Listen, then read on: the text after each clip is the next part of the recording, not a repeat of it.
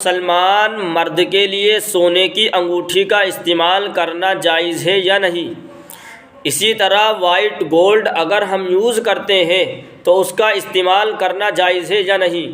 دیکھیے مسلم شریف میں ایک روایت ہے 2089 نمبر کی، حضرت ابو ہریرہ رضی اللہ عنہ فرماتے ہیں نہا رسول اللہ صلی اللہ علیہ وسلم عن خاتم الذہب، کہ اللہ کے نبی علیہ الصلاۃ والسلام نے سونے کی انگوٹھی استعمال کرنے سے منع فرمایا ہے۔